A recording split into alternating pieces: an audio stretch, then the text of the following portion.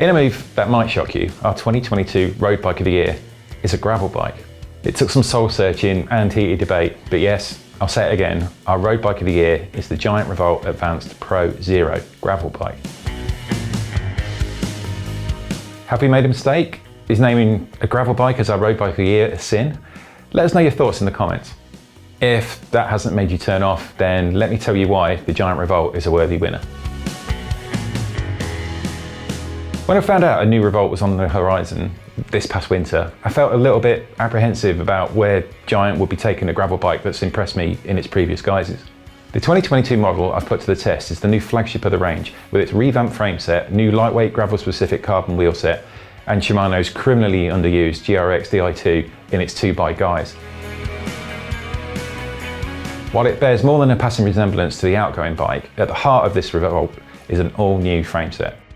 The frame details share much of Giant's signature design cues from the road range. The triangulated head tube to the junction of the top and down tube recalls the TCX cyclocross bike, with a little bit of TCR thrown in too. You also get the low slung sloping top tube, so it's equally easy to move around on the bike when the going gets technical. At the back, the oversized seat tube with its aero style cutaway looks very much like the Defy, as do the drop seat stays. Those seat stays are slimmer than before, and the yoke, as they join the seat tube, is flattened to add a bit more flex. It retains the D-shaped post that debuted on the TCX and has become a staple of bike design for many brands. The new D-fused seat post is lighter than the previous generation and more flexible with it. However, the seat post fitment is now round with a wedge to take the D-shaped post, so the Revolt can accommodate a round dropper post should you want to change it up. The new fork is lighter and provides clearance for up to a massive 53mm tyre. At the rear there's a clever flip chip dropout, so you can extend the wheelbase to accommodate a 53mm tyre here too. If you keep it in the short setting, you get just 42mm of clearance. I'm on the lookout for a 50 to 53mm tyre that will work in the mud, so I can try this long setting, so give me your suggestions in the comments. Giant says the increase in tyre size and the extended wheelbase will also have an effect on the trail, pushing it out to 68mm on the large model from 65mm in its short setting, which in theory should add a bit of extra stability when you're making the most of the bigger tyres on technical terrain. These detail changes are all really well thought out, making the Revolt a really versatile machine.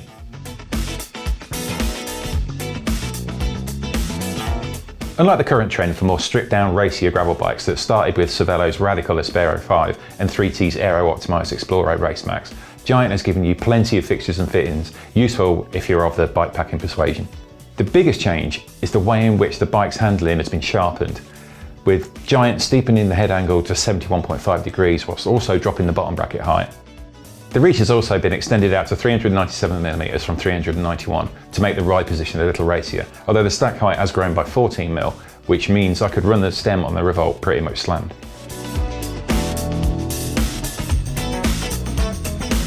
Any thoughts of Shimano bringing the 12-speed semi-wireless updates to GRX for 2022 seem unlikely because the Revolt has the 11-speed GRX RX 815 throughout. For me, that's a great thing. The GRX levers are designed to be a better fit to your hands for on-the-hoods braking, and combined with the mountain bike servo wave tech means these brakes have the best combination of power and progressive feel. Shifting is exact and precise every time, and the clutch-equipped rear derailleur keeps chain bounce in check superbly. I still have some reservations about wiring and gravel mixing, and I had one episode where I dropped the bike in a corner, which twisted the left band STI unit. Firstly, I'm blaming the tyres rather than my lack of skill, but secondly, in fixing it, I managed to pull the Di2 wire from its connection, rendering the system dead. This meant trail side fettling to find the problem and then reconnect the cables, so I could continue with 22 gears rather than one. I was already a big fan of how adept the Revolt feels when the going gets rough, and this new design builds on that character. The front end feels sharper, quicker to react, and nimbler.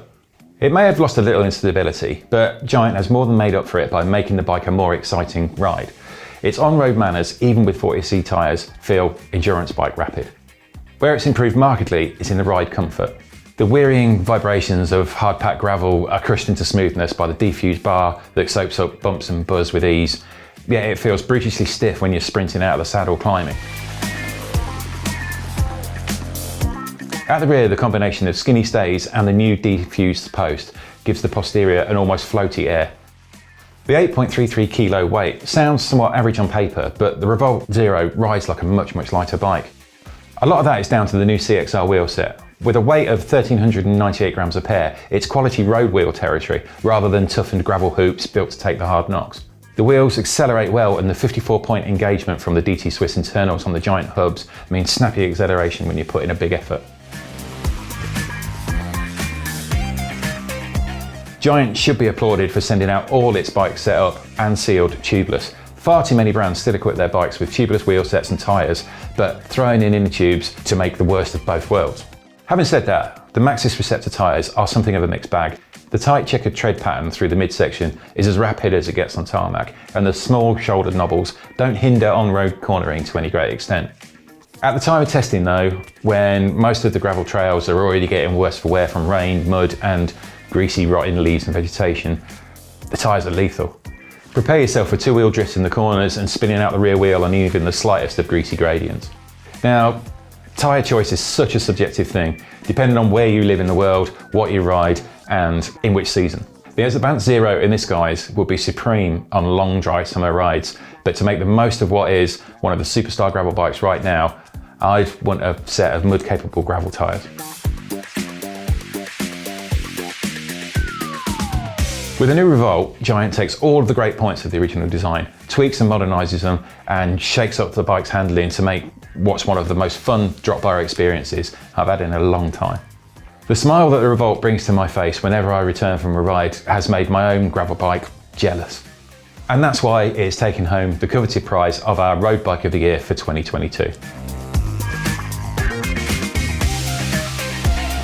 But what do you think? Is there something else out there more deserving?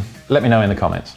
If you like this video, then give it a thumbs up, subscribe to the channel if you haven't already, and hit the bell so you know when we're posting a new video.